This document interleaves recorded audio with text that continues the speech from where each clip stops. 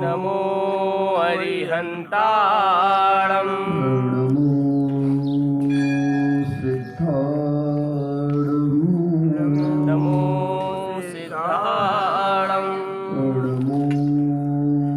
आयर्याणं नमो आयर्याणं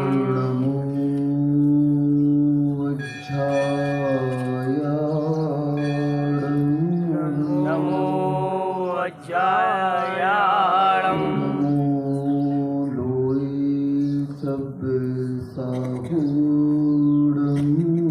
नमो लोयेशवशाहूणं प्रणिपत्यवर्धमानं प्रश्नोत्तररत्नमालिकां वक्षे नागनरामरवन्द्यं देवं देवाधिपं वीरम्। कुंडलपुर के बड़े बाबा की जय, मूल नयन श्री चिंतामणि पाठ सुनाकर भगवान की जय, परम पूज्य आचार्य प्रवर्षि अमोघ वर्ष स्वामी जी महाराज की जय, परम पूज्य आचार्य प्रवर्षि विद्यासागर जी महाराज की जय, परम पूज्य निर्यापक मुनि श्री समता सागर जी महाराज राज की की जय, परम पूज्य मुनि श्री महासागर जी महाराज की जय, समस्त मुनि संघ की जय। चौथी पांचवी कारिका का विश्लेषण यहाँ पर चल रहा है। आचार्य महाराज ने प्रश्न पूछा कि मोक्ष मार्ग का पाथेय क्या है, तो उत्तर दिया धर्म मोक्ष मार्ग का पाथेय है, क्योंकि बिना धर्म के कोई भी कार्य सिद्ध हो ही नहीं सकता है। और धर्म क्या है? सम्यक दर्शन, सम्यक ज्ञान, सम्यक चारित्र का नाम धर्म कहा है। और मिथ्या दर्शन, मिथ्या ज्ञान, मिथ्या चारित्र को भव पद्धति संसार परिभ्रमण का कारण कहा गया है। आगे पुनः दूसरे चरण में आचार्य महाराज कहते हैं कि उस धर्म को कहाँ रखा जाए, उस धर्म का उद्भव कहाँ होता है। तो आचार्य महाराज कहते हैं कह सुचिरि यस्य मानसम शुद्धम, यानी इस संसार में सुचिरि कौन पवित्र है? यस्य जिसका मानसम शुद्धम, मन क्या है? शुद्ध है। सेठ जी बहुत अहंकारी थे, बहुत अहंकारी थे। अपने धन का, अपने वैभव का, अपनी शक्तियों का, अपनी यश कीर्ति का उन्हें बहुत मान था। और उस मान के कारण वह हर जगह अपने उस दिखावे को दिखावा देते थे। साधु महाराज आए, मैं नगर सेठ हूँ यहाँ का। अच्छा साहब, अब साधु को किसी से क्या करना? फकीर आदमी, जिस वैभव के ऊपर तुम बैठे हो, जिस वैभव के लिए तुम मर रहे हो, उसे तो वह ऐसे ही छोड़ करके आए हैं। हाँ, संसारी प्राणी के ऊपर वैभव बैठता है और साधुओं के नीचे वैभव रहता है। कहाँ रहता है? वैभव किसके ऊपर राज करता है? संसारी प्राणियों के ऊपर। लेकिन हम लोग इसे कभी देखते ही नहीं है। साहित्य में कहा गया है यश कीर्ति हमेशा कुंवारी रहती है, आज तक इसका ब्याह नहीं हुआ। किसका? यश कीर्ति का आज तक संबंध ही नहीं हुआ। बोले क्यों नहीं हुआ भैया संबंध? बोले जो यश कीर्ति को चाहता है, यश कीर्ति उसको नहीं चाहती है, और यश कीर्ति जिसको चाहती है वह उसको नहीं चाहता है। इसलिए आज तक यश कीर्ति कैसी है? कुंवारी है। कैसी है? हाँ, जो यश कीर्ति को चाहता है, यश कीर्ति को कभी नहीं चाहती। भले वह पुण्य के योग से उसे मिल जाए, लेकिन उसे चाहती नहीं है वो। लेकिन जिसे चाहती है वह यश कीर्ति को देखता ही नहीं है। साधु जो सच्चा होता है उसे किसी से भी कोई प्रयोजन नहीं रहता है। चतुर्थ काल में बड़े बड़े साधक मासोपवास करके, योग धारण करके, एक एक महीने का, दो दो महीने का उपवास करके वृक्षों की कोठरों पर बैठ जाते थे, गृह के अंदर गुफाओं में बैठ जाते थे, आत्म ध्यान लगाते थे। राजा महाराजा ढूंढ करके जाते थे, महाराज कहाँ है, जंगल में। उनकी वंदना करने जाते थे, उनकी पूजा करने के लिए जाते थे, आहार आदि की व्यवस्था के लिए जाते थे। महाराज नगर में बहुत कम आते थे, और आते भी थे तो आहार करके कहाँ चले जाते थे, वन को चले जाते थे। उन्हें अपने यश कीर्ति से कोई मतलब ही नहीं था, क्योंकि वे जानते थे सच्चा साधु जो बनता है वह जानता है कि यश कीर्ति के लिए मैं थोड़ी साधु बना हूं, मैं तो अपनी आत्मा की विशुद्धि के लिए, आत्मा के कल्याण के लिए साधु बना हूं। ये उसका लक्ष्य होता है। इसीलिए महीनों महीनों तक योग धारण करके बैठ जाते हैं, रिद्धियां उनके चरणों में आकर के नतमस्तक हो जाती हैं, और उन्हें पता भी नहीं चलता है कि हमें रिद्धियां प्राप्त हो गई। यहाँ मरे जा रहे हैं यश कीर्ति के लिए, प्रभावना के लिए मरे जा रहे हैं। लेकिन आचार्य महाराज कहते हैं प्रभावना करने से नहीं होती है, प्रभावना आत्म साधना से होती है। गुरुदेव ने बुंदेलखंड को अपना कर्म क्षेत्र बनाया, तो यहाँ आकर के गुरुदेव ने क्या किया? कुछ नहीं किया, मात्र आत्म साधना की। क्या की? उस चारित्र का दृढ़ पालन किया, और अपने 28 मूल गुणों के पालन में वह हमेशा तत्पर रहते थे, सावधान रहते थे। और उस चारित्र का परिणाम क्या हुआ? उनकी यश कीर्ति आज चारों दिशाओं में फैल रही है। वो नहीं चाहते अपनी यश कीर्ति को, वो तो अपने आप ही आती है, अपने आप आती है। सुगंधी है, वो दूसरा लगाया है, लेकिन सामने वाले को भी उसकी सुगंध आ रही है कि नहीं आ रही है? क्यों आ रही है? उसका नेचर है, उसका स्वभाव है इत्र का। वह क्या देगा? खुशबू देगा। इसीलिए तो कहा गया है फूलों का सार इत्र है, तो जीवन का सार चारित्र है। क्या है? चारित्र है। चारित्र होगी तो आपको कहीं भी किसी प्रकार का भय नहीं है। जो साधु होते हैं निर्भय क्यों होते हैं? जो वीतरागी होते हैं वो निर्भय क्यों होते हैं? हमें पता है भय का स्थान कहाँ होता है। भय किसके साथ चलता है? हमेशा पाप के साथ चलता है। धर्म के साथ तो हमेशा निर्भयता रहती है। क्या रहती है? अब निर्भयता रहेगी हमेशा। देखो डरता कौन है? मुझे बताओ, पापी डरता है कि धार्मिक व्यक्ति डरता है? कौन डरता है? हमेशा भय उसी को रहेगा। निर्भयता कहाँ रहती है? वीतरागता के पास ही निर्भयता रहती है। और जो निर्भय है वही अभय प्रदान कर सकता है, वही जीवों की रक्षा कर सकता है। आत्म साधना में रत रहने वाला साधक दूसरों की रक्षा कर सकता है। आचार्य महाराज स्वयं की साधना करते हैं, लेकिन उनकी साधना का प्रभाव देखो, लाखों लोग उनके चारित्र से प्रभावित होकर के आज मोक्ष मार्ग पर आगे बढ़ रहे हैं। हम लोग क्या घर गए थे जैसे बुलाने, इधर आओ तुम लोग मुनि बन जाओ। जितने भी मुनि बने, जितने भी आर्यका बने, व्रती श्रावक बने, तो क्या उनके घर गए थे कि गुरु जी इधर आना, तुम लोग दीक्षा ले लो, हमारा संग बड़ा हो जाएगा? नहीं, उनकी चर्या को देख करके, उनकी साधना को देख करके अपने आप सारी दुनिया उनकी हो जाती है। ये कब होगा? सुन रहे हो? इस संसार में पवित्र कौन है? तो कह दिया मानसम शुद्धम। क्या करो? अपने मन को पहले पवित्र करो। अपवित्र मन अधर्म है और पवित्र मन धर्म है। इस समाधि तंत्र में पूज्यपाद स्वामी जी ने स्पष्ट कह दिया कि तत्व क्या है और अतत्व क्या है। तत्व क्या है और अतत्व क्या है? अविक्षिप्तम मनस्तत्वम विक्षिप्तम भ्रांतिरांतरः धारयेद विक्षिप्तम विक्षिप्तम नाश्रेष्ठता। किसके आश्रय में मत जाओ, अविक्षिप्त मन के आश्रय में जाओ और विक्षिप्त मन के आश्रय में मत जाओ। विक्षिप्त मन क्या है? विक्षिप्त मन क्या है? जो मन हमारा हमें विषय कसायों की ओर ले जा रहा है वह विक्षिप्त है। विक्षिप्त यानी पागल है।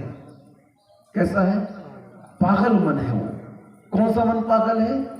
जो हमें स्वयं को, मन पौद्गलिक है, इंद्रियां पौद्गलिक है, शरीर पौद्गलिक है और आत्मा जीवत्व है। अब ये पौद्गलिक मन इस आत्मा को कहां ले जा रहा है बताओ? जैन धर्म में साधना और कोई वस्तु नहीं है। स्वयं के मन को, स्वयं की इंद्रियों को क्या करना है? नियंत्रित करना है। सामान्य से जानवरों को नियंत्रित करने के लिए अंकुश लगाते हैं, नकेल लगाते हैं, गिरमा बांधते हैं। क्यों करते हैं आप लोग ये व्यवस्था? ताकि वह उद्दंडता न कर सके। क्या न कर सके? अगर वह उद्दंडता करेगा तो उससे आपको क्या होगा? हानि हो जाएगी। और क्या होगा? नहीं होगी हानि। क्या? वो आपके सामान को गिरा सकता है, आपके खेत को खा सकता है, आपके जीवन में नुकसान पहुंचा सकता है, किसी को मार भी सकता है। इसलिए आप उसे बंधन में रखें। अब बताओ, सामान्य से आप लोग उन जानवरों को बंधन में रखते हैं ताकि वह किसी का नुकसान न पहुंचा पाए। आप लोग भी बंधन में हो। किसके बंधन में हो? संविधान के बंधन में हो, कानून के बंधन में हो। अगर कानून का बंधन नहीं हो तो आप लोग क्या करेंगे बताओ ना? क्या करोगे? एक दिन के लिए अगर कानून व्यवस्था भंग कर दी जाए तो जरा सोचो भारत का क्या हाल होगा। या जिस किसी देश में यह व्यवस्था भंग कर दी जाए विश्व के, उस विश्व के देशों का क्या होगा? इतनी अराजकता होगी, इतनी मारकाट होगी, इतनी लूटपाट होगी, पूरे पांचों पापों का भरमार वहां पर हो जाएगा। क्यों? शासन ने छूट कर दिए, एक दिन किसी को कानून कुछ नहीं करेगा। लेकिन नहीं, हर व्यक्ति के ऊपर कोई न कोई पाबंदी लगाई गई है। उस पाबंदी के अभाव में यह व्यक्ति स्वच्छंद हो जाएगा और अनीति अन्याय को और पापों को करने में वह कभी भी डरेगा नहीं। यहां तक कि सामाजिक पाबंद भी लगाया गया कि भैया समाज के हो तो समाज की संविधान के अनुसार चलना होगा, समाज के नियमों के अनुसार चलना होगा। हर कदम पर आपके जीवन में पाबंदी लगाई गई है। क्या लगाई गई है? हर कदम पर तुम सिगरेट पियोगे, नशा करोगे तो घर वाले आपके ऊपर पाबंदी लगाएंगे। ये क्या कर रहा है? डांटेंगे, मारेंगे, लोग शिकायत करेंगे जाकर के। ये सब क्यों किया गया है पाबंदी का कार्यक्रम? बताओ तो, पाबंदी क्यों लगाई गई आप लोगों के ऊपर? मर्यादित रहने के लिए। किसके लिए? क्योंकि मर्यादित जीवन अगर व्यतीत नहीं करोगे तो हमेशा आप पाप की ओर ही जाओगे और दूसरों का अहित ही करोगे। पापी व्यक्ति दूसरों का अहित करता है और स्वयं का अहित करता है।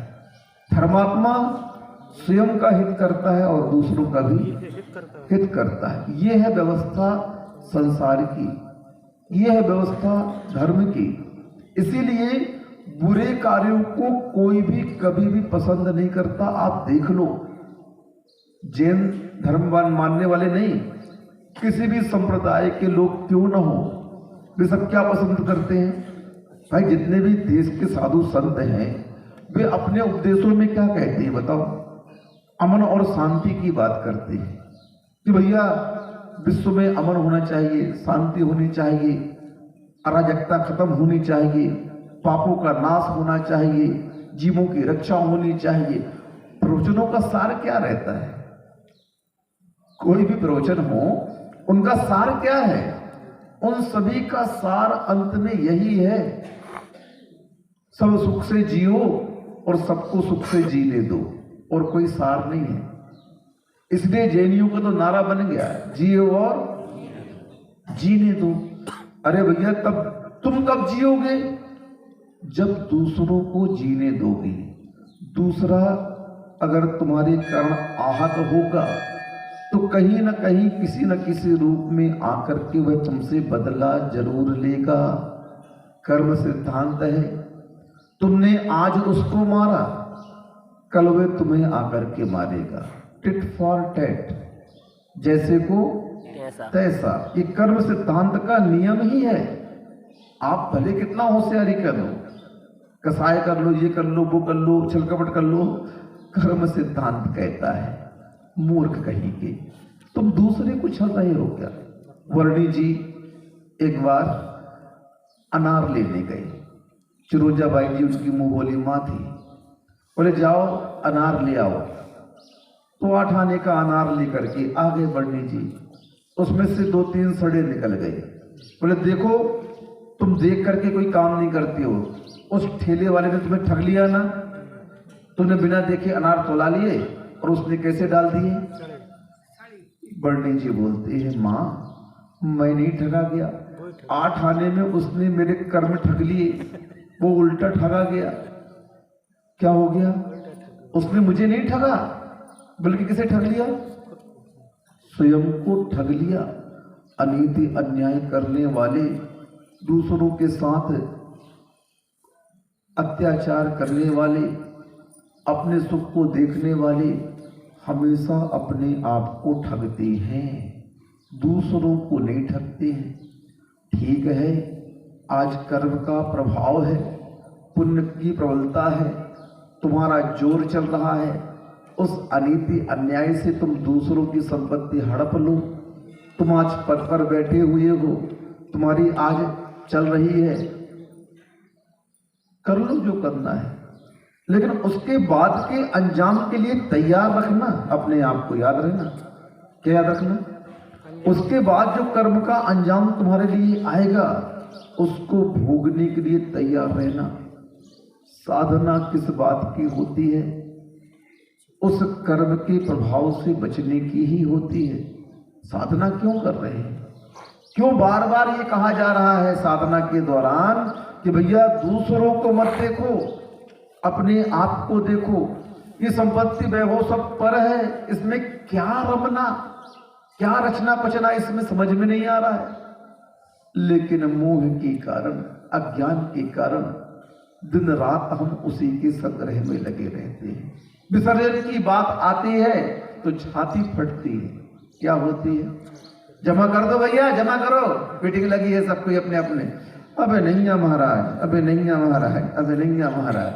अरे इससे क्या होता है समझ में नहीं आ रहा। यहां नहीं दोगे तो कौन ले जाएगा? कौन ले जाएगा?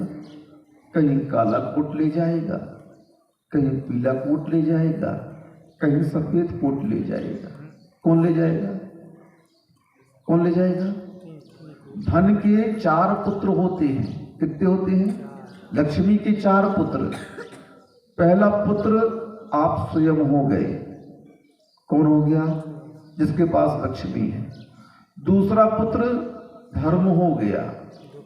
तीसरा पुत्र राजा हो गया। चौथा पुत्र चोर हो गया। और पांचवा, 4 नहीं 5 होते, पांचवा हो गया अग्नि। तुम धर्म को जितना अपने आप में खर्च कर लो उतना तुम्हारा। सुन रहे हो?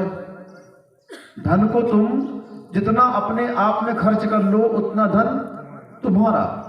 जितना तुम धन को धर्म कार्य में, प्रभावना में लगा दो उतना धन तुम्हारा परलोक के लिए तैयार हो गया। किसके लिए तैयार हो गया? हाँ, आचार्य महाराज कंजूस को दानी कहते हैं और दानी को कंजूस कहते हैं। सुन रहे हो तड़ा वाले? क्या कहा हमने? हमारे आचार्य महाराज कंजूस को क्या कहते हैं? महाराज कैसी उल्टी बातें कर रहे हो आप? क्या हो गया? भूल तो नहीं गए कहीं? हैं? कंजूस को क्या बोल रहे हैं? दानी कह रहे हैं, और दानी को क्या कह रहे हैं? कंजूस कह रहे हैं। थोड़ा सोच लो महाराज जी। हाँ सोच लिया, हमारे आचार्य महाराजों ने कह दिया है तो हमें सोचने की आवश्यकता है ही नहीं। सिद्ध करो महाराज। क्या करो? आप जो वक्तव्य कह रहे हो ये तो बिल्कुल उल्टा जा रहा है हमारे सिर के। आप इसे सिद्ध करें कि कंजूस दानी कैसे हुआ और दानी कंजूस कैसे हुआ। दानी तो अपने धन को क्या कर रहा है? धर्म की प्रभावना में पानी के जैसे उड़ेल रहा है, और आप उसे क्या कह रहे हो? कंजूस कह रहे हो।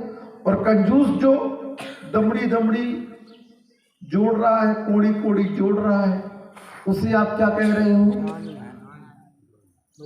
दानी। सिद्ध करिए इस बात को। बोले देखो भैया, दानी जो होता है असली वाला, वह अपनी इस धन संपदा को धर्म की प्रभावना में विसर्जित करके, लगा करके, और इसे पुण्य के रूप में बांध लेता है और इसे परलोक में अपने साथ ले जाता है। अब सोच लो, यहां की संपदा परलोक में जा सकती है, लेकिन माध्यम क्या होगा उसका? माध्यम क्या होगा उसका? तो दानी क्या हुआ? कंजूस हुआ कि अपनी संपदा को पुण्य के रूप में परिवर्तित करके अपने साथ परलोक ले जा रहा है। उसी के प्रभाव से, उसी के प्रताप से परलोक में उसे स्वर्ग की संपदाएं, सुख मिलेंगे।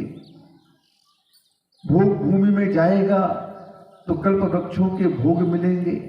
मनुष्य में आएगा मान लो तो राजा महाराजा बनेगा, उच्च कुलों में जाएगा, निरोग शरीर पाएगा, अच्छी बुद्धि पाएगा, अच्छा रूप पाएगा, भोगने की शक्ति पाएगा। ये सब किसके कारण मिल रहा है उसे?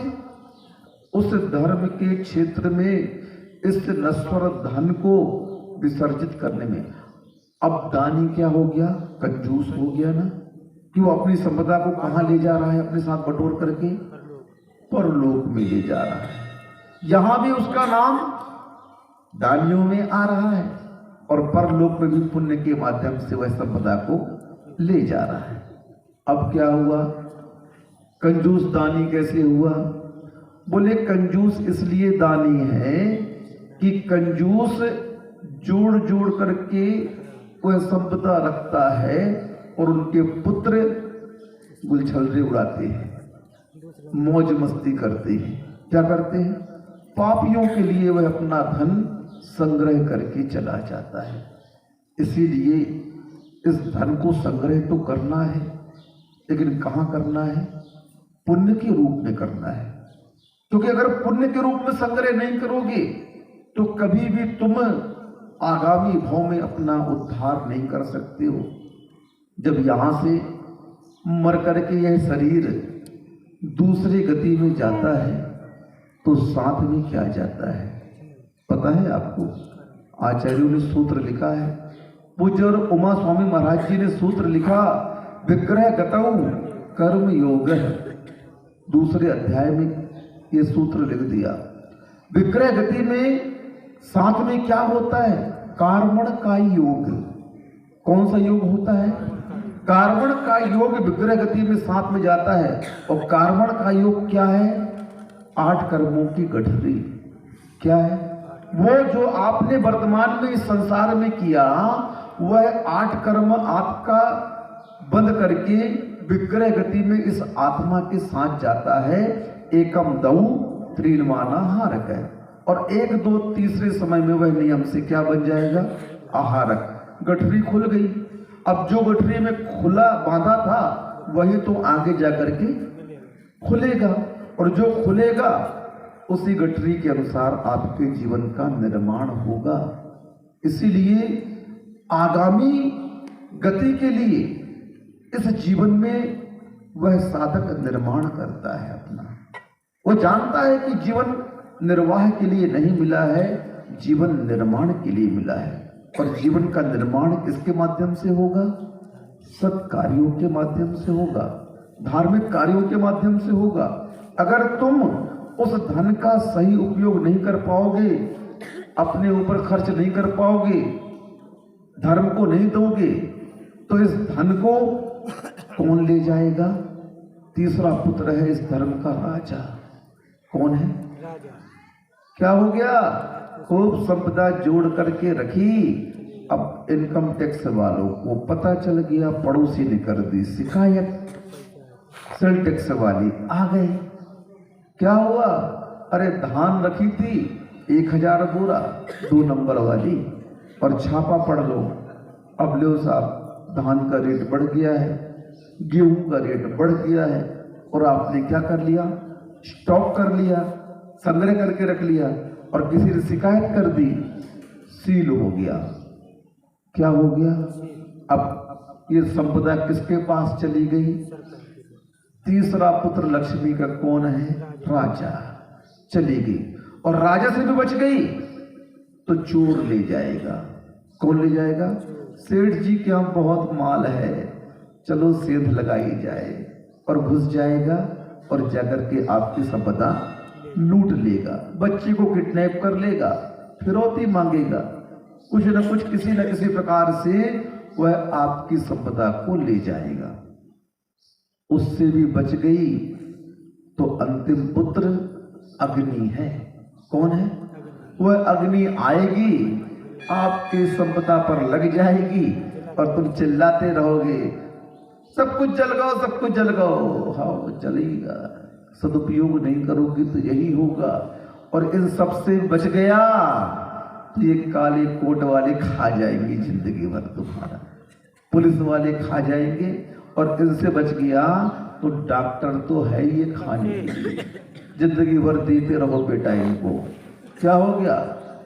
हर घर में पर्चा लगा है 10-5 हजार का, चल रही है दवाएंगे, आज खा रहे हैं ये। क्यों? तुमने इस धन का दुरुपयोग किया। इसलिए भैया धर्म की क्रियाओं में धन को बहा दो, ये व्यापार है, सबसे बड़ा व्यापार धर्म का व्यापार होता है। इससे बड़ा व्यापार संसार में कोई है ही नहीं, क्योंकि अन्य व्यापारों की सफलता इस धर्म के व्यापार पर ही आधारित है। धर्म का व्यापार अगर अच्छा चल गया तो संसार के अन्य व्यापार बहुत अच्छे चलेंगे, और धर्म का व्यापार अगर सफल नहीं हुआ तो संसार के अन्य व्यापार भी आपके सफल नहीं होंगे। सिद्धांत है, अकाट्य है ये। आप कितना भी पुरुषार्थ कर लो, संसार के सफलता तो पुण्यवान को ही मिलती है। किसे मिलती है? हाँ, सबको सफलता नहीं मिलेगी। इसीलिए उस धर्म के स्वभाव को, उस धर्म के प्रभाव को कहां पर रुका जा सकता है? कहां रुकता है धर्म?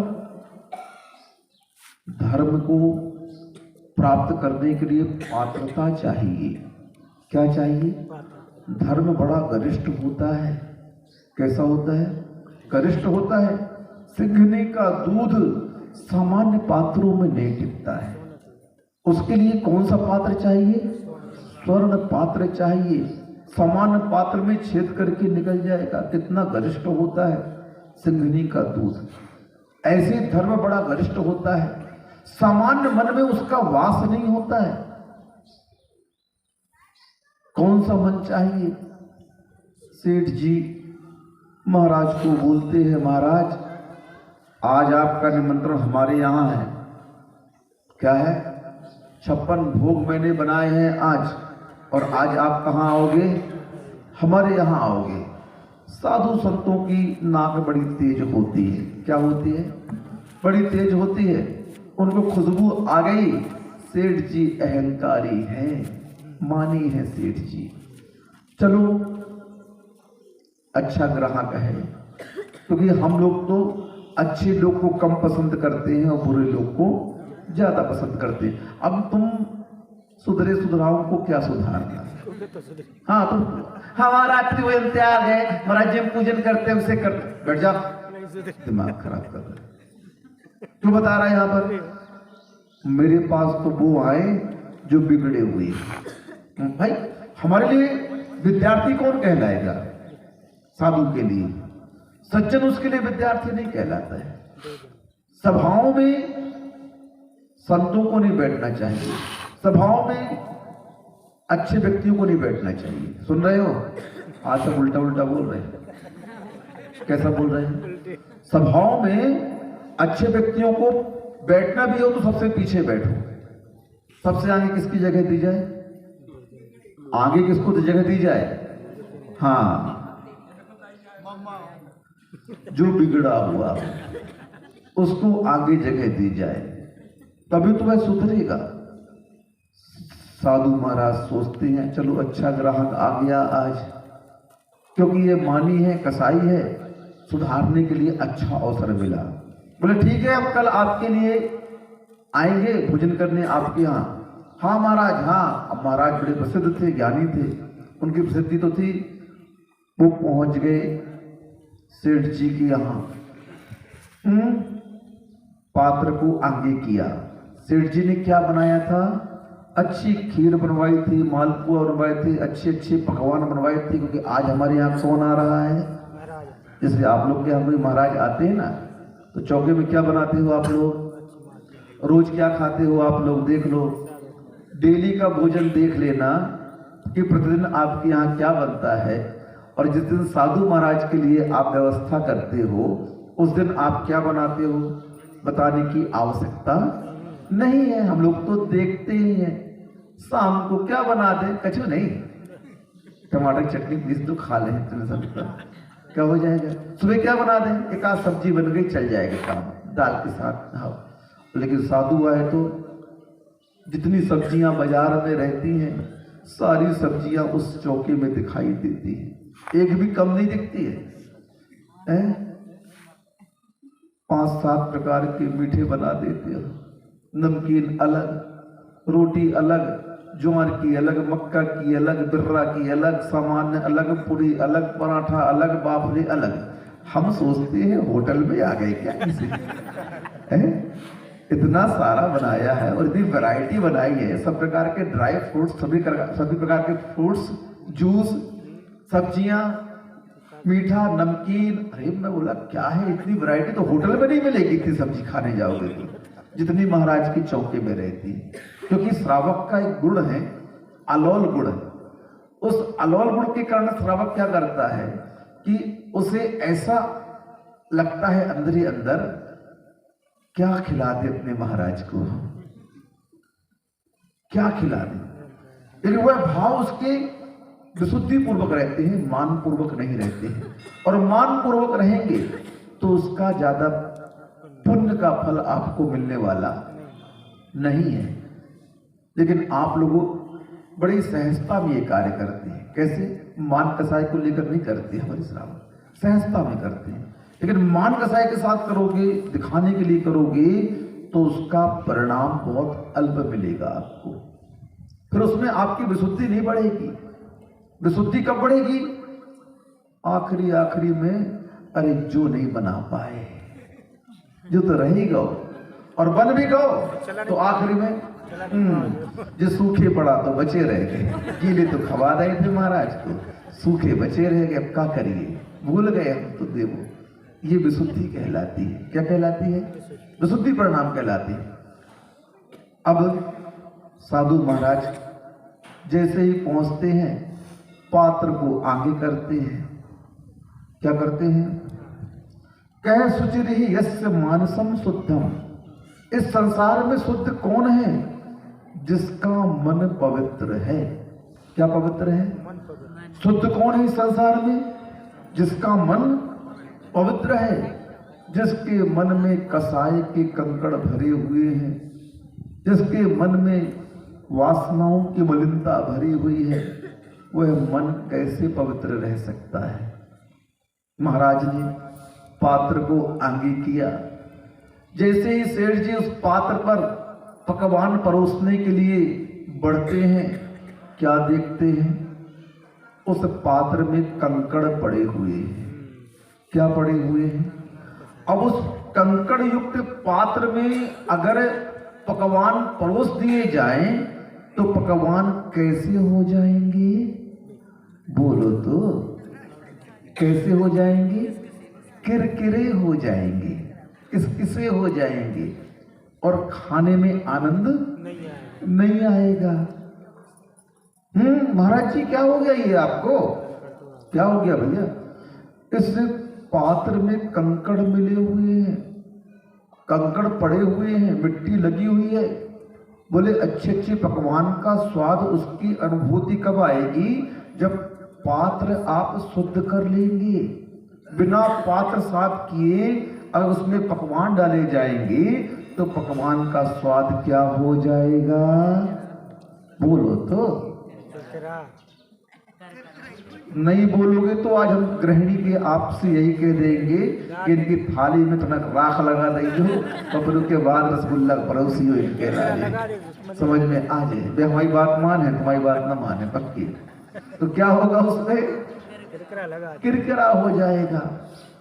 बस महाराज भी यही बोलते, समझे तुम लोग? समझे?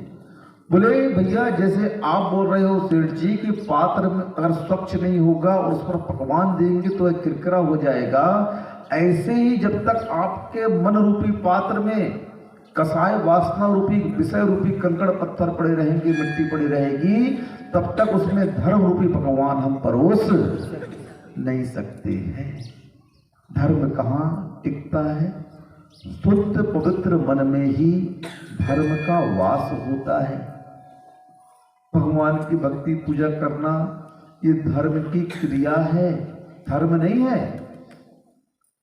क्या है ये? दान देना, स्वाध्याय करना, मुनियों को आहार देना, जो भी आप धार्मिक अनुष्ठान करते हैं ये मात्र धर्म की क्रिया है। क्या है ये? धर्म की। लेकिन उस क्रिया का फल अगर विशुद्धि नहीं है तो एक क्रिया आपकी बेकार गई। कैसी गई? हाँ, उस क्रिया का फल क्या है? कोई भी कार्य अपन करते हैं उस कार्य का फल होता है और वो फल की प्राप्ति ही उस कार्य की सफलता होती है। उस क्रिया में अगर आपकी अनुभूति, आपकी विशुद्धि, आपके परिणामों में पवित्रता नहीं आई तो वो क्रिया आपकी थोती हो गई, यूं ही हो गई। क्या हो गया? 56 प्रकार का भोजन बना दिया, बन गया, परोस दिया, ये हो गई क्रिया। अब उसकी अनुभूति कब आएगी? जब आपके मुंह में नहीं मुंह में भी रख दिया, अनुभूति कब आएगी? जब उसको चबाओगे। और अगर बुखार हुआ तो चबाने के बाद भी अनुभूति कैसी आएगी? बोलो तो। अरे आज जो कैसो कड़वो लग रहा तो हम मुंह कड़वो है, कड़वो नहीं घर से सामान कड़वो नहीं है, का कड़वो है? तुम्हारा मुंह कड़वो है। काहे? तुम्हें बुखार चढ़ो है ना, इसे तुम्हें जो कैसो लग रहा है, कड़वो लग रहा है। ये सारी अनुभूतियां ही उस क्रिया का फल कही गई हैं। हम धर्म करें और उस धर्म के बदले में हमारे अंदर विशुद्धि ना बढ़े, हमारी क्रियाकलापों में परिवर्तन ना आए, हमारे विचारों में परिवर्तन ना आए, हम यूं ही सोचते रहें संसार और पाप के विषय में, तो आचार्य कहते हैं अभी तुम धर्म से कोसों दूर हो, अभी धर्म तुम्हारे अंदर आया ही नहीं है। धर्म तो आत्मा का स्वभाव है। क्या है? और आत्मा का स्वभाव कब प्राप्त होगा? जब तुम सबको छोड़ करके निज में आओगे। बताओ, तुम अपने आप को सुरक्षित कहां महसूस करते हो? बोलो तो।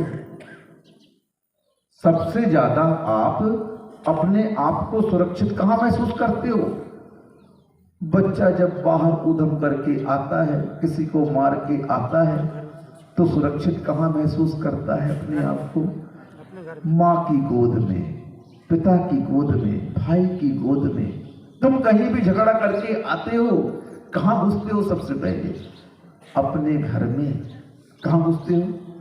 सुरक्षित कहां महसूस करते हो अपने आप को? अपने घर में। बस अपना घर क्या है? निज आत्मा ही अपना घर है। क्या है?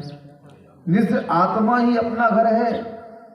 भजन लिख दिए पंडितों ने, हम तो कबहू न निज घर आए, पर घर फिरत बहुत दिन बीते, नाम अनेक धराए।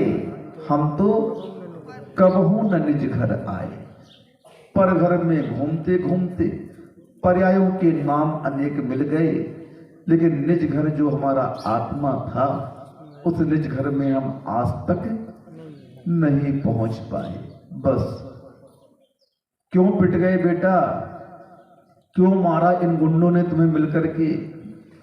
क्योंकि तुम दौड़ में पीछे रह गए ना, भागने में पीछे रह गए।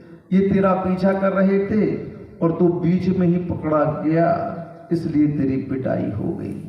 क्या हो गई? हाँ, अगर तू इस निज घर में पहुंच जाता, फिर उसकी हिम्मत नहीं थी वह तुम्हें पकड़ लेता। क्यों? क्योंकि गुंडे भी दूसरे के घर में घुसने से डरते हैं। ठीक है बेटा, घुस जा घर में, आज निकलना बाहर। कब तक घुसा रहेगा तू अपने घर में? जब रोड में आएगा ना, तब तेरे से निपटूंगा, याद रखना। क्या धमकी देता है बाहर खड़े खड़े? हैं? यही धमकी देता है वो? घर में क्यों नहीं घुसा? घर में घुसेगा, 10 केस और लग जाएंगे अभी उसके ऊपर, कुछ भी लगा देंगे। ऐसे ही आत्म साधक कर्म रूपी गुंडे से बचता हुआ निज घर में घुस जाता है। अब बोलता है, बेटा मैं अपने घर में अक्षय अनंत काल तक घुसा रहूंगा, तू खड़ा रहे बाहर। क्या करता रहे? मैं तो पूरी तरह से अपने घर में बैठ गया हूं, अब तू मेरा कुछ भी बिगाड़ नहीं कर सकता। अब मैं संसार की गलियों में जाऊंगा ही नहीं, मैं तो मोक्ष मार्ग में जाऊंगा, निज घर में रहूंगा। तू मेरा क्या कर लेगा? बता, कुछ नहीं कर पाएगा। कर्म क्यों मार रहा है इस आत्मा को बार बार? क्यों पीट रहा है? क्योंकि यह आत्मा दूसरों के घरों में घुस रही है, दूसरों को अपना मान रही है, इसलिए इसकी पिटाई बार बार हो रही है। क्या करोगे चोर कहीं के? दूसरों के यहां दिन भर चोरी करते रहते हो, दूसरों के लिए हमेशा अपना मानते रहते हो, इसलिए तुम्हारी पिटाई हमेशा हो रही है। तो धर्म का वास कब होगा? जब आपका मन पवित्र होगा, निर्मल होगा, शुद्ध होगा। आत्म साधना के दौरान यही तो परिवर्तन किया जाता है। क्या परिवर्तन करना है? पंच परावर्तन की गलियों में यह आत्मा परिभ्रमण क्यों कर रही है? बताओ। बस इस आत्मा ने एक गलती की। पंच परावर्तन की गलियों में इस आत्मा ने मात्र अपने मन को परिवर्तित नहीं किया, उसी का दुष्परिणाम ये निकला कि आज तक ये पंच परावर्तन की परंपरा चली आ रही है और चलती रहेगी। जब तक आप अपने मन को बदलोगे नहीं, परिवर्तित नहीं करोगे, तब तक ये परंपरा संसार की खत्म होने वाली नहीं है। आओगे संसार में, यूं ही संसार के गुलाम बन करके कर्मों की चाकरी करते हुए इस संसार से एक दिन विदा हो जाओगे। हाथ में क्या आएगा? मात्र पर्याय ही आएगी। निज आत्म तत्व का वैभव तुम्हें प्राप्त नहीं हो सकता है। इसलिए धर्म क्या है? पवित्र मन ही धर्म है।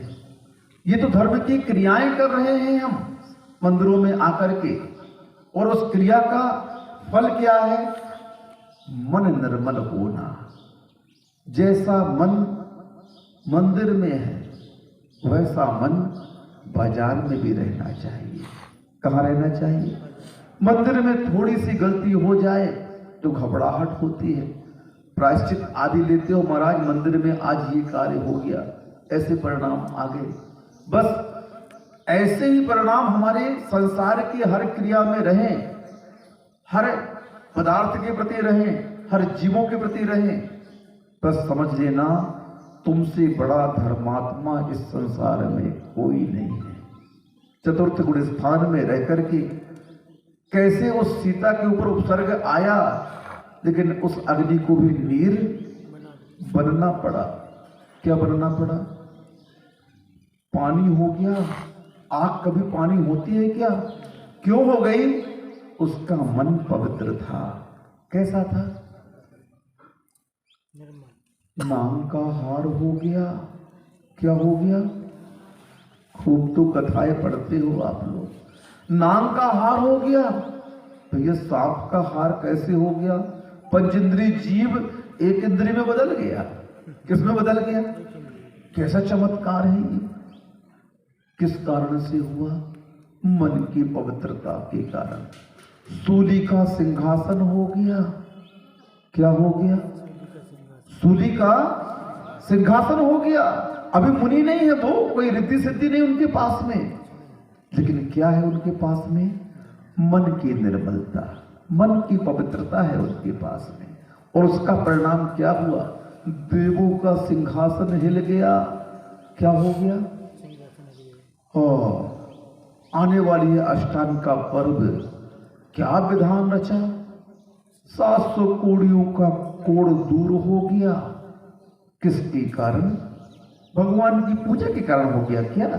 नहीं, भगवान की पूजा के कारण नहीं, उस मन की विशुद्धि के कारण हुआ है। क्योंकि तुम भगवान की पूजा किस लिए कर रही हो? अपने चित्त को पवित्र करने के लिए कर रहे हो।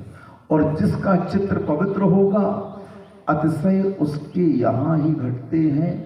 मुनियों के प्रताप से पंच आश्चर्य की वर्षा नहीं होती है, श्रावक के पुण्य से पंच आश्चर्य की वर्षा होती है। तीर्थंकर महाराज, रिद्धधारी महाराज किसके पुण्य से जाते हैं? उनके पुण्य से उनके यहां जाते हैं। युग के आदि में ऋषभदेव महाराज बने। बताओ, चक्रवर्ती खड़ा है आहार देने के लिए, पड़गाहन कर रहा है।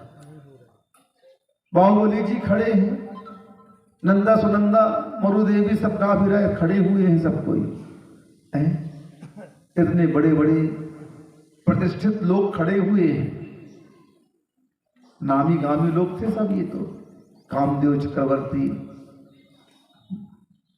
कुलकर सब खड़े हुए हैं। लेकिन प्रभु कहाँ गए?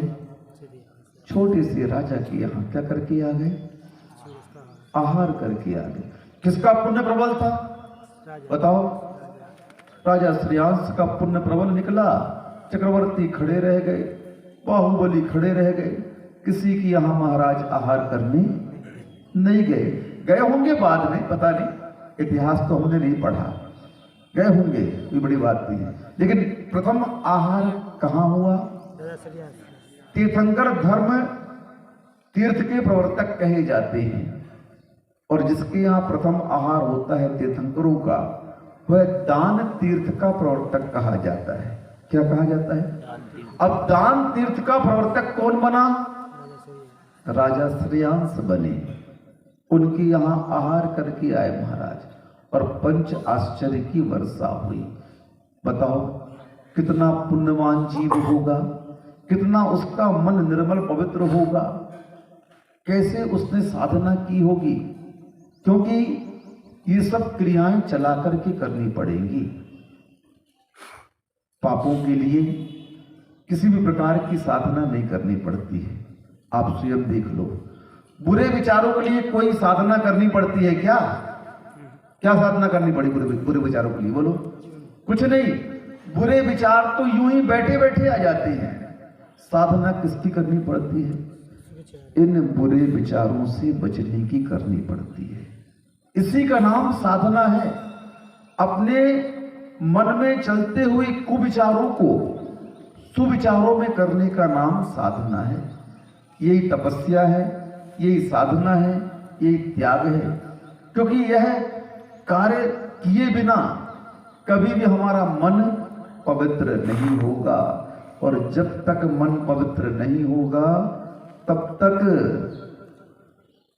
धर्म आपके जीवन में आ ही नहीं सकता है। मूल धर्म क्या है?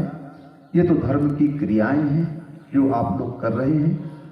मूल धर्म उन पापों से बचते हुए अपने पवित्र को निर्मल बनाना है, क्योंकि निर्मल मन में ही उस धर्म का वास होता है। इसलिए आप लोग भी आचार्य महाराज के कहे अनुसार अपने मन को पवित्र और निर्मल बनाएं। संसार की आपाधापी तो चलती रहेगी, विषय कसायों का अंबार संसार से कभी भी खत्म होने वाला नहीं है, क्योंकि संसार का नेचर ही यही कहा गया है। पुद्गल का साम्राज्य इस संसार में है और कर्म पुद्गल के सैनिक हैं, उनके रक्षक हैं, तो वो अपना प्रभाव तो दिखाएंगे, लेकिन उनके प्रभाव से बच करके हमें अपने निज स्वभाव की ओर आना है। निज स्वभाव में हम कब आएंगे? जब उनके प्रभाव से बचेंगे। कसाई का कार्य क्या है? अग्नि का कार्य क्या है? जलाना है, वो तो जलाएगी। अब उसके नेचर से बचना किसका कार्य है? बताओ ना। तुम लोग सांप बिच्छू जेब में रखते हो क्या? नहीं, रख लो ना। तो मंत्री जी, एक सांप अपनी जेब में रख के घूमो ना। चलो 5-6 बिच्छू तुम्हारे जेब में रख देते हैं। अरे महाराज कैसी बातें कर रहे हैं, आज सब उल्टो कर रहे हैं आप तो बिल्कुल हैं। जेब में रखेंगे तो क्या होगा? काट खाएगा। लो साहब, बहुत अच्छी बात है, मत रखना जेब में। मेरी मैं तो पूछ रहा हूं, रखते हो तुम सही में रख लो। क्यों नहीं रखते? क्योंकि उसका नेचर आपको क्या है पता है कि वह अगर जेब में जाएगा तो बिना काटे रहेगा नहीं। दी सेम नेचर कसाय, वासना, विषय भोग, ये सांप बिच्छू के जैसे ही है। सांप बिच्छू के काटने से तो एक बार जीव मरता है, आहत होता है, लेकिन इन विषय कसायों के काटने से बार बार आत्मा मर रही है इस संसार में। बार बार इस आत्मा को परिभ्रमण करना पड़ रहा है। इसका कारण क्या है? जिस प्रकार उसके नेचर को समझ करके आप उससे बचते हो, उसी प्रकार इन कसायों के नेचर को समझ करके, इन विषय भोगों के स्वभाव को समझ करके उनसे बचना ही धर्म है। और जब तक इनसे बचोगे नहीं, तब तक आपका मन पवित्र नहीं होगा, और जब तक मन पवित्र नहीं होगा तब तक धर्म का वास इस आत्मा में नहीं हो सकता है। अहिंसा परमो धर्म की। जिनवाणी के ज्ञानते सोचे जो पालो, सो वाणी मस्तक नमो सदा देखो होठो। हे जिनवाणी भारती तुम जपो दिन रहे, जो तेरो शरणा गहे सो पावे। देव भजो अरिहंत को गुरु सेवा निर्ग्रंथ, तेरा धर्म पालो सदा यही मोक्ष का पंथ। 9 बाण।